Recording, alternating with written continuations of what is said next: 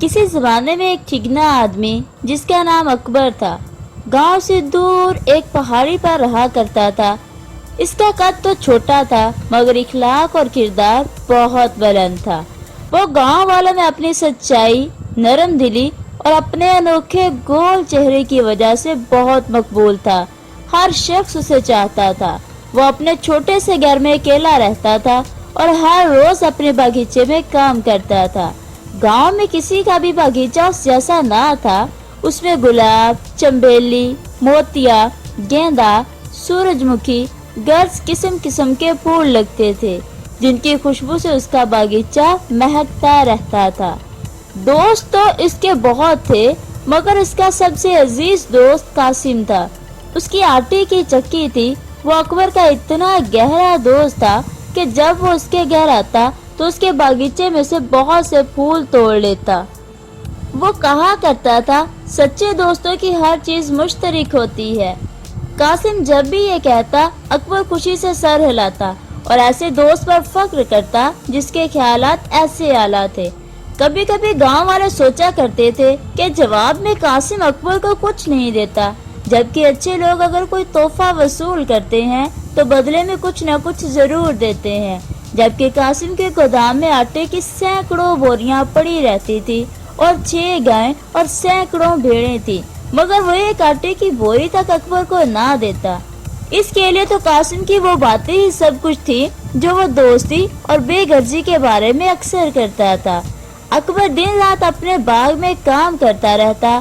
گرمی اور بہار میں وہ بہت خوش ہوتا مگر جب سردی آتی تو وہ پریشان ہو جاتا کیونکہ اس کے پاس کوئی پھل یا پھول نہ ہوتا تھا کہ جسے وہ بازار میں بیچ کر اپنے لیے کچھ خرید سکے۔ یہاں تک کہ کبھی کبھی تو اس کے پاس کھانے کو بھی کچھ نہ ہوتا۔ چند بادام یا الوچے کھا کر وہ بھوک مٹاتا تھا۔ اکبر سردیوں میں خود کو بے حد تنہا محسوس کرتا تھا کیونکہ قاسم بھی اس موسم میں اس سے ملنے نہیں آتا تھا۔ جب کوئی قاسم سے کہتا کہ اکبر سے مل لاؤ تو وہ کہتا، اس برف باری کے موسم میں اس سے ملنے کیسے جاؤں؟ میرے خیال میں انسان مصیبت میں ہو تو تنہا اس کا مقابلہ کرے، اسے اکیلا چھوڑ دینا چاہیے، یہی بہترین دوستی ہے۔ میں انتظار کروں گا اور جب بہار آئے گی تو ایک ٹوکری لے کر اکبر سے ملنے جاؤں گا اور اس کے خوبصورت باغ میں سے پھل اور پھول لے کر آؤں گا۔ اس بار جب بہار نے اپنی آمد کی خبر دی اور پھول کھلنے لگے، کلیاں چٹکنے لگی تو قاسم نے بڑی سی ٹوکری اٹھائی اور اکبر سے ملنے روانہ ہوا۔ اکبر کو دور ہی سے دیکھ کر قاسم نے آواز لگائی، کیا حال ہے پیارے دوست؟ سچی بات تو یہ ہے کہ سردی بہت مشکل سے گزری ہے مگر اب جب پھول کھل چکے ہیں تو بہت خوش ہوں۔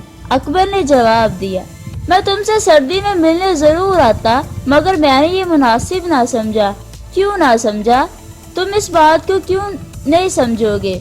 خیر چھوڑو، تمہارے یہ پھول کتنے خوبصورت ہیں۔ ہاں، یہ بہت خوبصورت ہیں اور میں انہیں بازار میں بیچ کر اتنے پیسے کما ہی لوں گا کہ اپنی پہیوں والی ہتھ گاڑی دوبارہ خرید سکوں۔ قاسم نے کہا، میں تمہیں اپنی ہتھ گاڑی دے دوں گا، اسے کچھ زیادہ مرمت کی بھی ضرورت نہیں۔ ہاں، یہ بات ضرور ہے کہ وہ ایک طرف سے ذرا سی ٹوٹ گئی ہے لیکن میں دوستی کی خاطر اپنی ہتھ گاڑی تمہیں دے دوں گا۔ اوہ، یہ تمہاری مہربانی ہے، اکبر نے کہا۔ اس کا چہرہ خوشی سے چمک اٹھا۔ میں اس سے آسانی سے مرمت کرا لوں گا کیونکہ میرے پاس پیڑ کا ایک تنا بھی ہے۔ قاسم بولا، ویسے تو میں تمہارے پاس ایسے ہی آیا تھا مگر اب سوچتا ہوں کہ کچھ پھل اور پھول ساتھ لے چلوں، اور ہاں، کل صبح تنا لے کر آ جانا اور میری چھت بنانے میں مدد کر دینا۔ دوست ہی تو دوست کے کام آتا ہے نا۔ اکبر صبح ہی صبح پیڑ کا تنا لے کر قاسم کے گودام پہنچا اور صبح سے شام تک اس کی چھت پر مرمت کرتا رہا۔ قاسم نیچے کھڑا اسے ہدایات دیتا رہا۔ شام تک اکبر تھک کر چور ہو چکا تھا مگر اسے اطمینان تھا کہ قاسم اسے اپنے ہاتھ گاڑی دے دے گا، مگر قاسم نے تو اسے بات تک نہ کی۔ چنانچہ وہ گھر آ کر بھوکا ہی سو گیا۔ سخت برف باری کے عالم میں آدھی رات کے وقت اچانک کسی نے دروازہ کھٹکھٹایا۔ اکبر نے دروازہ کھولا تو قاسم ہاتھ میں لالٹین لیے کھڑا تھا۔ دوست، میرا بیٹا سخت بیمار ہے، تمہاری بڑی مہربانی ہوگی اگر تم اگلے گاؤں سے ڈاکٹر کو بلا لاؤ۔ اس سخت برف باری میں اکبر نے حیرت سے پوچھا، ہاں تو کیا ہوا؟ ویسے بھی میں تمہیں اپنے ہاتھ گاڑی دوں گا، تمہیں میرا یہ کام ضرور کرنا چاہیے، قاسم نے خود غرضی سے کہا۔ اچھا تو ٹھیک ہے، مگر میری لالٹین خراب ہے، اگر تم اپنی لالٹین دے دو تو میں آسانی سے ڈاکٹر کو بلا لوں گا۔ نہیں دوست، میری لالٹین نہیں ہے، یہ میں کسی کو نہیں دے سکتا، تم اندھیرے ہی میں اندازے سے چلے جاؤ، یہ کون سی بڑی بات ہے؟ قاسم نے مکاری سے جواب دیا۔ نہ چارہ اکبر ڈاکٹر کو بلانے چل پڑا۔ اندھیرا تو تھا ہی، وہ غریب ایک گہری کھائی میں جا گرا اور قاسم گھر بیٹھا اس کا انتظار کرتا رہا۔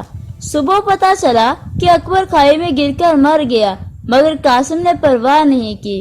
اللہ کا کرنا یہ ہوا کہ اسی رات قاسم کی چکی اور گودام پر بجلی گری اور اس کا سب کچھ جل کر تباہ ہو گیا، اس کے بیوی بچے بھی مر گئے۔ اب وہ دنیا میں اکیلا تھا، نہ مال و دولت اس کے پاس تھی، نہ کوئی دوست اور رشتہ دار۔ قاسم اس صدمے کو برداشت نہ کر سکا اور پاگل ہو گیا۔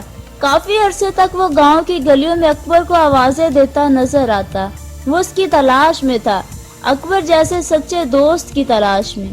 اچھے دوست سے بڑی نعمت کوئی نہیں اور لالچی دوست سے بڑی چیز دنیا میں نہیں۔